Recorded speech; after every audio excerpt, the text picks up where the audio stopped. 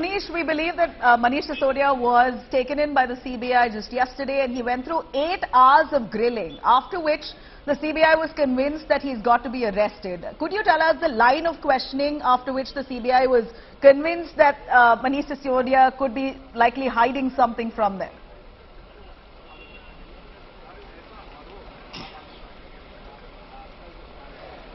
Nabila, this is a very important question. Manish Sisodia appeared before the agency yesterday around 11 o'clock for the second time. But this time the questioning was important for the agency because the agency was claiming that this time he has been called on the basis of evidence. And once the questioning started, he was confronted with series of evidences. Not only the documentary evidences, digital evidences, but also certain statements given by the accused and the witnesses. During the questioning, what the CBI sources are telling us that Manish Sisodia was not able to defend himself.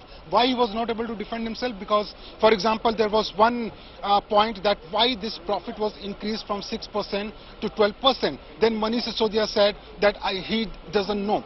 The CBI is claiming that Manish Sisodia knows the truth, but he doesn't want to disclose, and that is why they need custodial interrogation of Manish Sisodia. Also, there was a point that when the draft policy for the excise policy was drafted under the leadership of Manish Sisodia, that draft policy was changed when finally it was made public.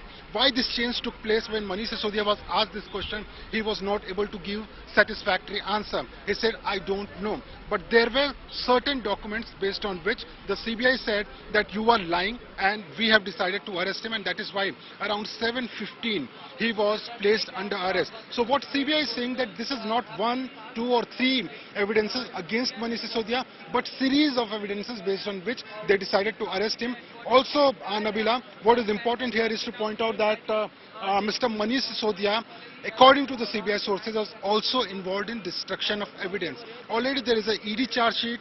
ED has claimed that Manish Sisodia used and destroyed at least 11 phones, and these phones were used for formulating the excise policy when it was implemented, and also when he was in close communication allegedly with Vijay Nair and certain accused in the this liquor policy case. So what CBI is saying that apart from these all evidences, they also have evidence to prove that Manish Sisodia was involved in destruction of evidence and he was part of the criminal conspiracy. So based on these grounds, they decided to arrest him, and yesterday around 7:15 in the evening, he was placed under arrest after 8 hours of long questioning.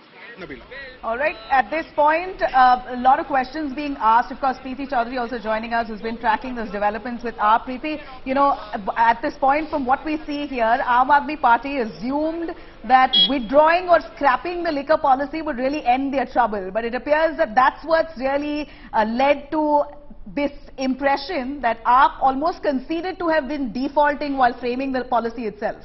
You know, that's a matter of litigation. It's a matter of what goes down in court, Nabila, because clearly the Aam Aadmi Party on their account is contesting every claim made by the CBI. They want to fight it out in court, and trust me, it's going to be a fierce battle on the, in the court and outside on the streets. But what's interesting is, and maybe you can pull in Manish on this as well, that on the grounds on which Manish Sisodia is actually seeking bail, he is seeking bail on the grounds of his wife being very unwell. Yeah. The grounds of that were laid yesterday itself when Manish Sisodia, after Manish Sisodia was arrested, Arvind Kejriwal, along with Bhagwant Wan, went to Manish Sisodia's residence. The minute Arvind Kejriwal came out, he said that Manish's wife is very unwell. She's suffering from multiple sclerosis. Now, that's a degenerative disease, yeah, where you're practically, you have to rely on somebody else as your primary caregiver.